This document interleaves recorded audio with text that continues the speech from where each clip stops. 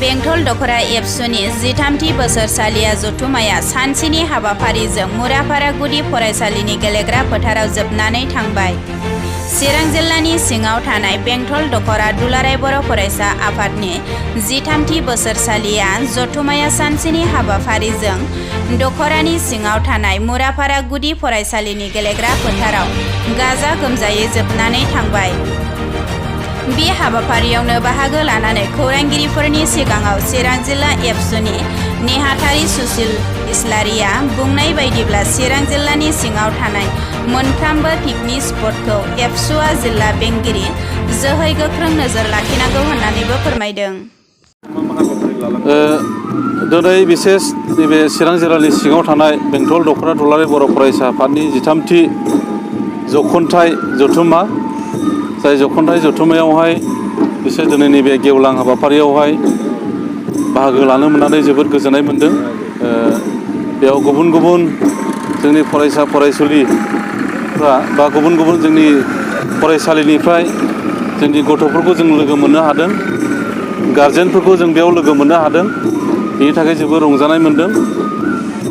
जोंनि दुलाराय बर' फरायसा आफादनि जि थांखि, बड'फा मिशन फर सास्टेनेबल चेन्जखौ नोजोर बोनानै जे हाबा मावदों, फरायसाफोरनि सायाव, समाज बेंनायनि सायाव, नैबेफोरखौ लानानै जोङो सावरायनो बेबायदि मोजां मोनसे खाबुखौ मोन्दों। बेनि थाखाय जोबोद गोजोननाय मोन्दों। आसलथे बेयावहाय फरायसाफोरखौ लानानै जुथुमनायनि मेन थांखिया फरायसाफोरनि बिसेस नैबे थांखिखौ नोजोर बोनाया जोंनिया बेनो, फैगौ समफ्राव बुहुमनि जे जौगानाय, बे जौगानायखौ नोजोर बोयोब्ला जों नुदों जों बर' हिसाबै जोबोद गाहायाव दं। आरो बेल' नंबावा, चिरां हिसाबै थांनाय जोंनि मेट्रिक रिजाल्टफोरखौ नायोब्ला जोबोद दुखु गोनां। दा मोननै रिजाल्टखौ जोङो नायदों, मोनसे कम्पार्टमेन्टेल, मोनसेया जाहैबाय रेगुलार होनायफोर।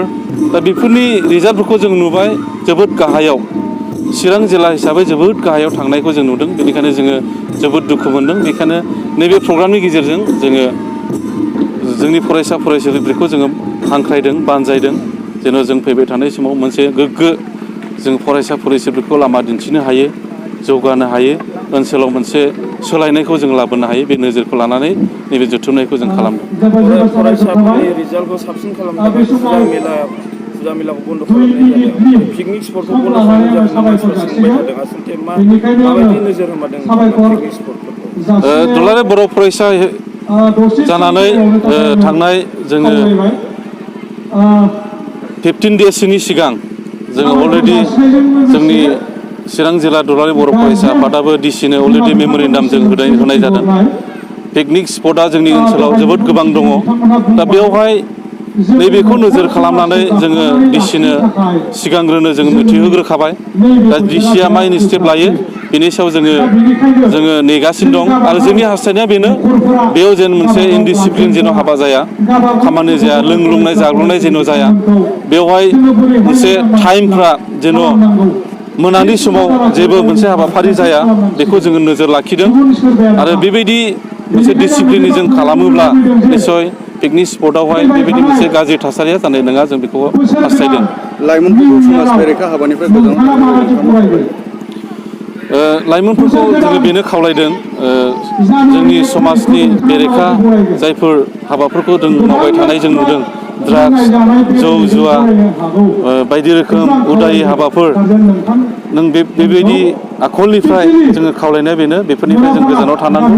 गोग्गो मोनसे समाज दानो, गोग्गो मोनसे न'खर जोङो दानो, बेक्तिगत जिबन जोङो दानो थाखाय आं बयखौबो खावलायदों दिनैनि बे मेलनि गेजेरजों, जेन' बयबो गोग्गो मोनसे समाज